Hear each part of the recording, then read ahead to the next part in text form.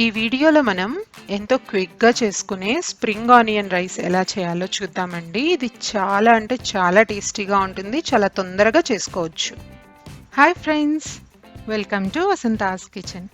మా ఛానల్ని కనుక మొదటిసారి చూస్తున్నట్లయితే పక్కనే ఉన్న సబ్స్క్రైబ్ బటన్ ఇంకా బెల్ ఐకాన్ని నొక్కండి. మేము ఇలా వీడియో పోస్ట్ చేయగానే మీకు అలా నోటిఫికేషన్స్ వచ్చేస్తాయి. ఎటువంటి హడావిడి లేకుండా ఉదయాన్నే చాలా తొందరగా లంచ్ బాక్స్లోకి చేసుకునే రెసిపీ అండి స్ప్రింగ్ ఆనియన్ రైస్. ఇంకెందుకు ఆలస్యం, ఈ స్ప్రింగ్ ఆనియన్ రైస్ని ఎలా చేయాలో ఇప్పుడు మనం చూద్దాం.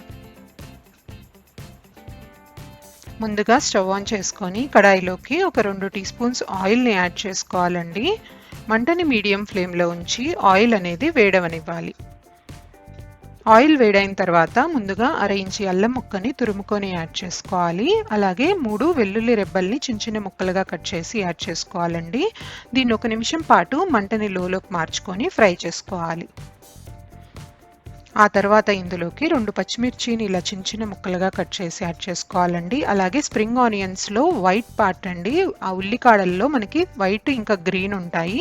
ఆ వైట్ ఉల్లిపాయ ముక్కల్ని ఇలా యాడ్ చేసుకొని ఫ్రై చేసుకున్న తర్వాత ఇప్పుడు 1/2 కప్పు ఉడికించిన పచ్చి బఠానీని యాడ్ చేసుకోవాలి. ఉడికించినవే కాబట్టి ఎక్కువసేపు అవసరం లేదండి. మంటని మీడియంలో ఉంచి 1 నిమిషం పాటు ఫ్రై చేసుకున్న తర్వాత ఇప్పుడు మనం ఉల్లికాడల్లో ఆ గ్రీన్ పార్ట్ ఉంటుంది కదా, వాటిని కట్ చేసుకొని యాడ్ చేసుకోవాలి. మరొక నిమిషం పాటు ఇది ఫ్రై చేసుకోవాలండి. ఆ తర్వాత 1 కప్పు ఉడికించిన అన్నాన్ని యాడ్ చేసుకోవాలి. ఉడికించిన అన్నమే కాబట్టి మనం ఈ రైస్ని చిటికలో చేసేయచ్చండి. మిగిలిపోయిన అన్నంతో అయినా చేసుకోవచ్చు. ఇలా రైస్ తీసుకున్న తర్వాత ఇప్పుడు ఇందులోకి మనం 1/2 టీ స్పూన్ మిరియాల పొడిని యాడ్ చేసుకోవాలి. మీరు తినే ఘాటుని బట్టి మీరు మిరియాల పొడి క్వాంటిటీ అడ్జస్ట్ చేసుకోవచ్చండి. అలాగే రుచికి సరిపడా ఉప్పు ఇక్కడ మేము 1/2 టీ స్పూన్ యాడ్ చేసాం. ఆ తర్వాత మనం రైస్ అనేది మనకి ఉండలు లేకుండా గరిటెతోటి ప్రెస్ చేస్తూ మొత్తం బాగా కలుపుకోవాలి.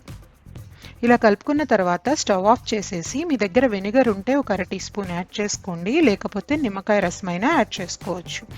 ఇప్పుడు ఒకసారి మొత్తం కలిపేయాలండి. అంతే, మనకి స్ప్రింగ్ ఆనియన్ రైస్ రెడీ అయిపోయింది. తీసుకొని సర్వ్ చేసేయటమే. చూసారు కదా, చిటికలో ఈ రైస్ అనేది రెడీ అయిపోయింది.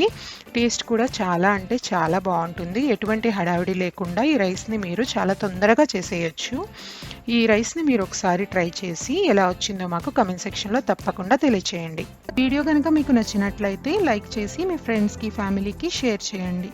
మరిన్ని టేస్టీ అండ్ వెరైటీ రెసిపీస్ కోసం వసంతాస్ కిచెన్కి సబ్స్క్రైబ్ అవ్వండి. Thank you for watching this video.